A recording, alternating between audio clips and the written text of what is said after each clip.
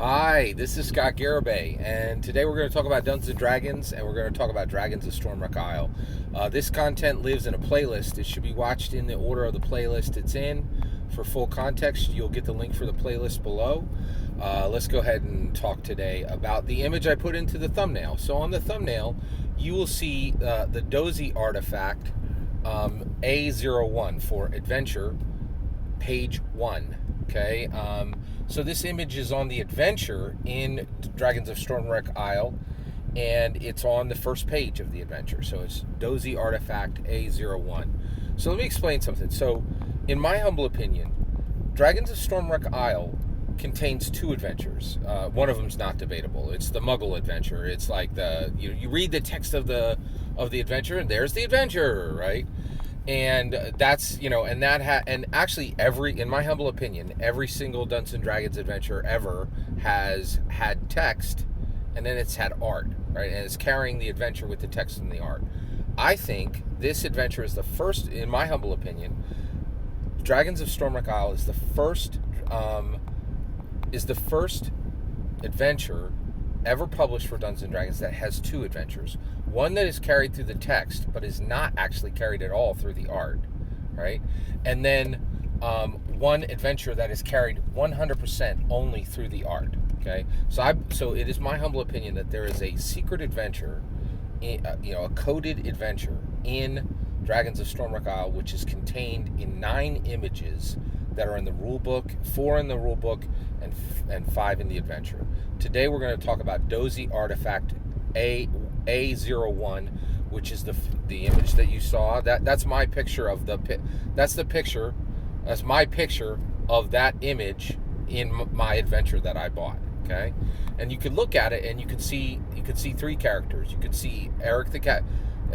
So in my humble opinion, Dragons of Stormwreck Isle contains a secret adventure carried in the art, and that secret adventure shows the 1980s Saturday morning D&D cartoon characters, and I'm fully aware that Wizards of the Coast says they're not, but I'm an American and I have 2 eyeballs in my skull that work, and I think you'd have to ignore massive amounts of evidence, in my humble opinion, to believe that these are anything but the D&D 1980s cartoon characters.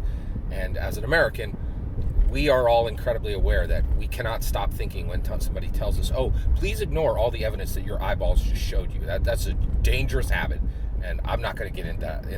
I'm not going to do that. Right? Like I'm not going to get in the habit of ignoring the evidence that my own eyes show me. Right? So, in my humble opinion, those are clearly the 1980s characters. Let's talk about DOSI Artifact A01, the image that's in the thumbnail.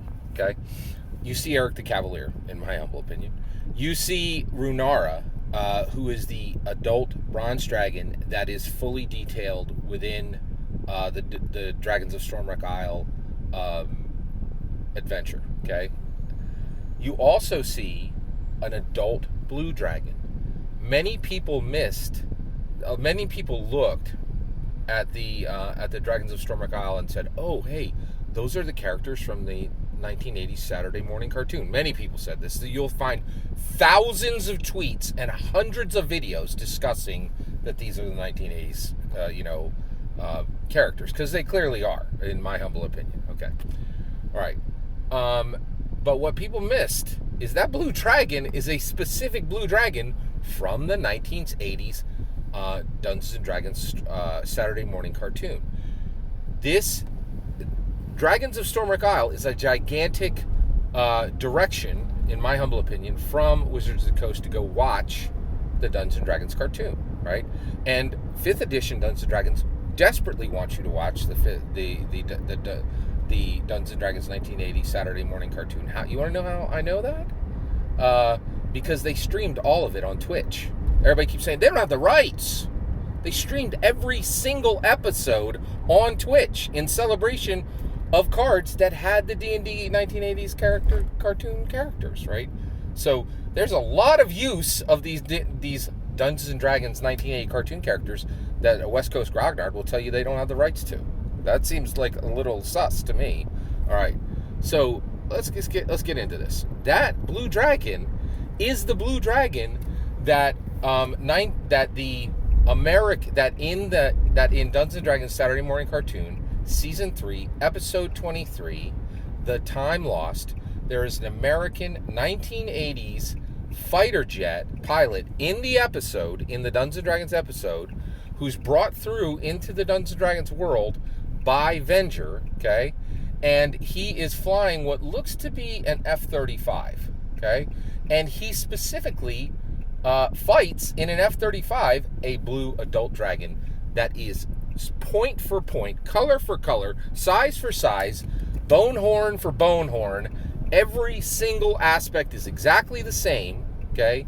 That is the blue dragon from Season 3, Episode 23. And again, you're going to find a whole lot of ignorant people, a whole lot of like ignorant D&D commentators telling you that how much this isn't, and they haven't gone back and watched the show.